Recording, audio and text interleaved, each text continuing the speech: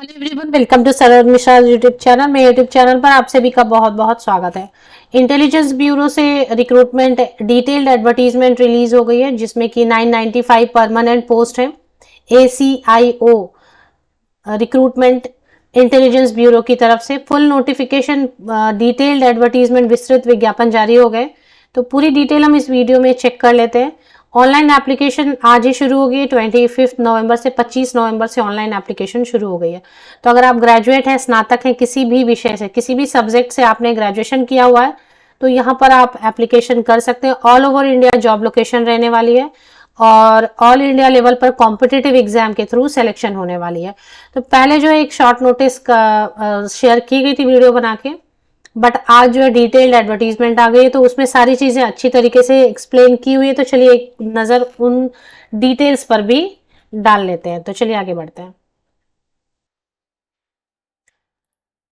Online application opening date for online registration of application 25 नवंबर 25 नवंबर से शुरू हो गया। और क्लोजिंग डेट जो रहने वाली है, क्लोजिंग डेट रहनी है 15 दिसंबर। और फी के साथ में 19 दिसंबर तक का वक्त दिया गया है एप्लीकेशन का। अब नोटिफिकेशन जो है, इसमें टियर 3, टियर 2, टियर 1, काफ़ी सारे इसमें जो है लेवल्स हैं जो आपको क्रॉस करने होंगे सिलेक्शन के लिए। और ऑल ओवर इंडिया बहुत सारे सेंटर्स दिए गए हैं। अगर आप देख रहे हैं टियर 1 एग्जाम के लिए, तो लगभग सभी स्टेट में एक या एक से ज़्यादा सेंटर्स बनाए गए हैं। तो टियर 1 एग्जाम है, सिटी एग्जाम जो है, काफ़ी सारे दिए गए हैं सेंटर्स। और इसमें जो है service liability, the post involves all India transfer liability, therefore the candidate willing to serve anywhere in India only need to apply. तो ऑल इंडिया लेवल पर कहीं पर भी पोस्टिंग हो सकती है, ये बात समझते हुए जो स्नातक अप्लाई करना चाहते हैं वो कर सकते हैं। अब इसमें नोटिफिकेशन की जो अपर पोर्शन है, टॉप मोस्ट पोर्शन है, उसमें क्या लिखा है? Intelligence bureau, government of India, ministry of home affairs के अंतर्गत असिस्टेंट सेंट्रल इंटेलिजेंस ऑफिसर। और कई सारे कैंडिडेट तो इसकी पहले से तैयारी करते रहते हैं, जैसे कि यूपीएससी वगैरह सिविल सर्विसेज की करते हैं। तो ये भी एक फिक्स जो है ना जॉब है, जिसके लिए कई सारे कैंडिडेट पहले से वेट कर रहे होते हैं, पहले से तैयारी कर रहे होते हैं। ACIO के नाम से हम बुलाते हैं, इंटेलिजेंस ऑफिसर ग्रेड 2 या फिर executive. Online applications are invited from Indian nationals for direct recruitment to the post of assistant central intelligence officer. तो ये तो हो गया। और वेबसाइट है इसकी mha.gov.in। वेबसाइट बाद में विजिट कर लेंगे, पहले बाकी डिटेल्स चेक कर लेते हैं। सबसे पहले इन्होंने ग्रुप क्लियर कर दिया कि कौन से ग्रुप में आएगा। ये group C non gazetted non ministerial group में आएगा। लेवल 7 44,900 की बेसिक पे रहेगी और काफ़ी सारे इसमें अलाउंसेस वगैरह दिए जाएंगे। 44,900 की तो सिर्फ बेसिक है, 20,000 और जोड़ देंगे आप तो 65,000 अराउंड हो गया। फिर और आप जोड़ेंगे SSA, डियरनेस अलाउंस महंगाई भत्ता होता है और ये साल में 2 बार बढ़ता है। फिलहाल 46% के रेट से दे रहे हैं। फिर SSA रहेगा, तो पहले ही हो गया आपका 64 एंड प्लस 9,000 अराउंड। तो 64 एंड 9 आप ऐड कर देते हैं तो 73 तो 1000 ऐसे ही हो गए। फिर HRA बचा ही हुआ है, तो मुझे तो लग रहा है ऐसे 80,000 के अराउंड सैलरी बन जाएगी। 80,000 अराउंड सैलरी बनेगी। फिर वो उसमें प्रोविडेंट फंड थोड़ा बहुत डिडक्शन होगा तो 70,000 तक आपके हाथ में इन हैंड सैलरी मिलेगी। ग्रॉस सैलरी जो है वो 80,000 रहेगा। डिडक्शन वही है न्यू पेंशन स्कीम के हिसाब से, या फिर प्रोविडेंट फंड वगैरह थोड़ा अगर कट करते हैं तो भी 75,000 आपको मिलता है। टोटल पोस्ट जो है इसमें आप देखेंगे, जनरल कैटेगरी के लिए 377, EWS, OBC, SC, ST total मिला के 995 पोस्ट है। अच्छे पोस्ट है। अगर आप ऑफिसर बनना चाहते हैं, ग्रेजुएट हैं, तो इससे अच्छी अपॉर्चुनिटी और कुछ नहीं हो सकती। अभी ग्रेजुएशन और इक्विवेलेंट आप इसमें कुछ अच्छी चीज़ें देखेंगे। पहली अच्छी चीज़ तो ये है कि एनी ग्रेजुएट है, मतलब BA, BSc, BCom, BE, BTech, BMS, BCA, BBA, BMM, जो भी आपके पास है क्वालिफिकेशन ग्रेजुएट, तो वो अप्लाई कर सकते हैं। दूसरी अच्छी चीज़ आप इसमें नोटिस करेंगे कि परसेंटेज का प्रॉब्लम नहीं रखा है कि इतना परसेंटेज तो चाहिए, तो प्रतिशत अंकों का भी प्रॉब्लम नहीं है। आप ग्रेजुएट हैं, काफ़ी है अप्लाई करने के लिए। तीसरी अच्छी चीज़ आप नोटिस कर रहे हो कि इन्होंने कोई भी एक्स्ट्रा सर्टिफिकेट नहीं मांगी कि जो भी इनको टेस्ट लेना वो टेस्ट के थ्रू वो देख लेंगे। उन्होंने कोई एक्स्ट्रा सर्टिफिकेट कंप्यूटर का या टाइपिंग ऐसा कुछ भी नहीं। ऑफिसर रैंक है तो टाइपिंग की ज़रूरत नहीं है। बट मैं फॉर एग्जांपल बता रही हूँ कि कोई एक्स्ट्रा सर्टिफिकेट डिमांड नहीं कर रहे हैं। कंप्यूटर की नॉलेज चाहिए थोड़ी, वो सभी को रहती है बेसिक, और एग्जाम की तैयारी करेंगे तो आपको कंप्यूटर आ ही जाएगा। 27 ईयर्स अपर एज लिमिट है। अगर आप SC/ST कैंडिडेट है तो 5 ईयर्स ऐड कर लें, 32 ईयर्स अपर एज लिमिट हो जाएगा। अगर आप OBC कैंडिडेट है तो 3 ईयर्स ऐड कर लें अपर एज लिमिट में, तो 30 ईयर्स अपर एज लिमिट हो जाएगा। इसी तरीके से PWD कैंडिडेट्स के लिए 10 ईयर्स की एज में रिलैक्सेशन रहती है। तो ये हो गया। अब इसमें जो है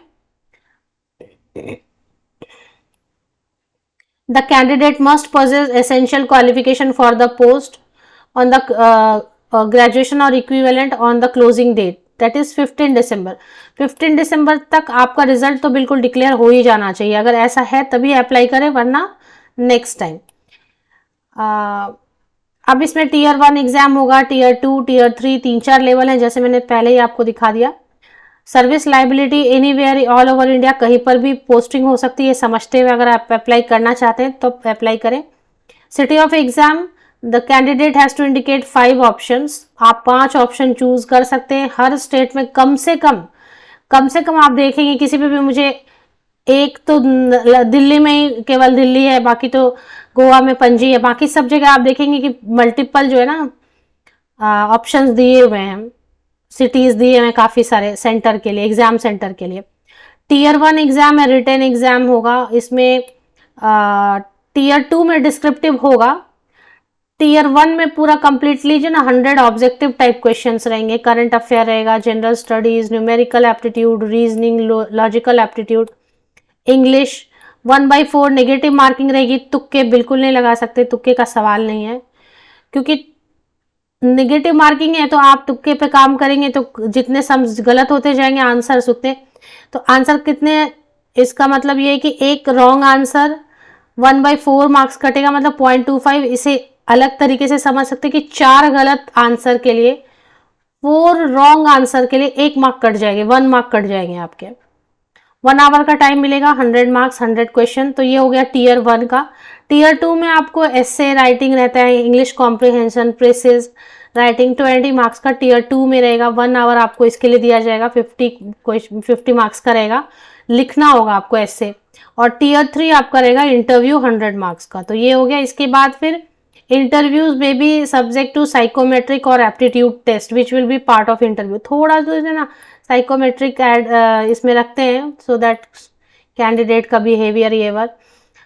तो अभी सिलेक्शन ऑफ कैंडिडेट Tier 1 में आपको जो है ना इतना क्वालिफाई करना पड़ेगा, क्वालिफाइंग मार्क्स रखा हुआ। जनरल कैंडिडेट्स को Tier 1 में 35 मार्क्स लाने होंगे, OBC को 34, SC/ST को 33, EWS को 35। कितने में? Tier 1 कितने का था? 100 का है ना, 100 मार्क्स का है।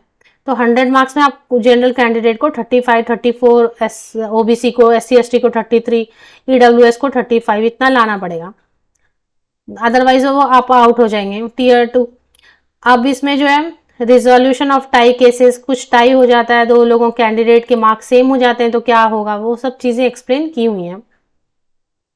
तो इसमें सिलेबस का तो सवाल ही नहीं, current affair, general studies, numerical, ये सब तो बाकी नॉर्मल जो आप एग्जाम देते रहते हैं, कोई ना कोई SSC का दे दिया या कोई भी एग्जाम दिया तो वही उतना ही है, बेसिक है वो।